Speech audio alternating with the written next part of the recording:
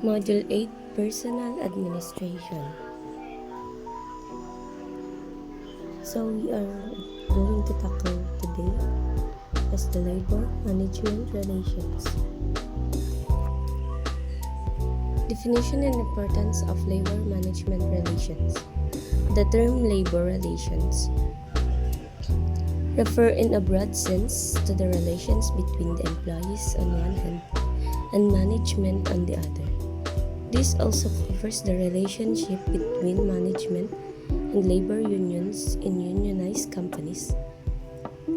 These relationships are governed by the Constitution, pertinent provisions of the Labor Code of the Philippines, other social legislation, and applicable court decisions and regulations promulgated by the appropriate government agencies affecting employer-employee relations.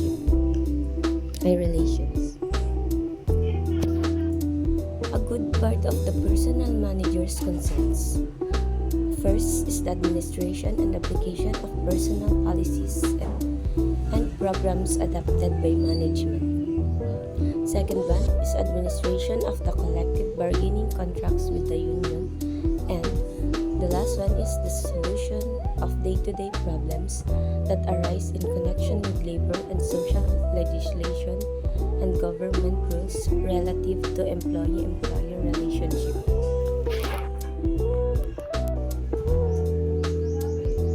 Labor dispute.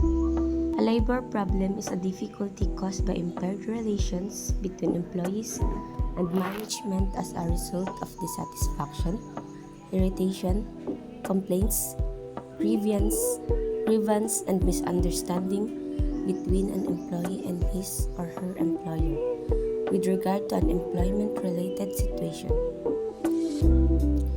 A labor problem results from a rupture in some aspects of human relationship due to a wider range of reasons, usually as a misinterpretation of what is due or expected by either labor or management. Labor is made up of human beings who must be treated fairly by management. Unlike in old days, when management ruled labor with an iron hand, employees today are no longer considered mere cogs in the industrial machines. They are considered the greatest assets of a company.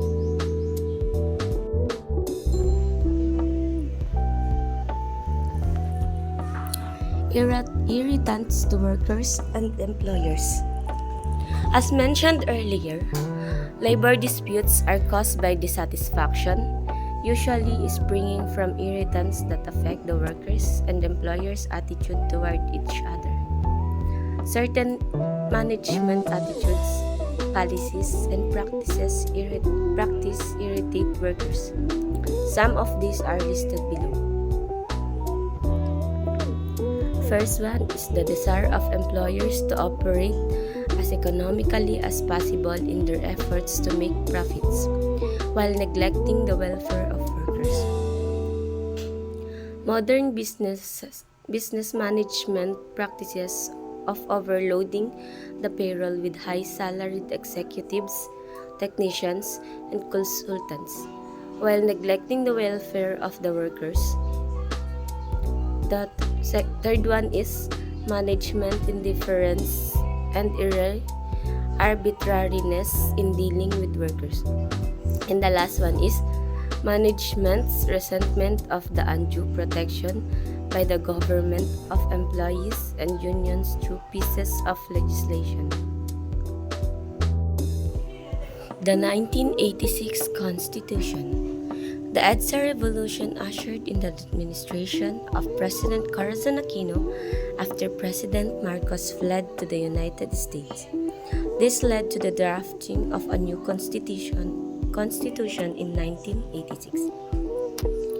Some relevant provisions of this constitution with respect to labor relations include the following. First is the Section 9. The state shall promote a just and dynamic social order that will ensure the prosperity and independence of the nation, and free the people from poverty through policies that provide adequate social services, promote full employment, a rising standard of living, and an improved quality of life. Second one is Section 10, which is the state shall promote social justice in all phases of national development. Third one is the Section 20. The state recognizes the indispensable role of the private sector, encourages private enterprises, and provides incentives to needed investment. Section 9, Article of Number 2. Section 9 of Article 2. The state shall afford protection to employment and equality in employment, ensure equal work opportunities regardless of sex, race, or creed, and regulate the relations between workers and employers.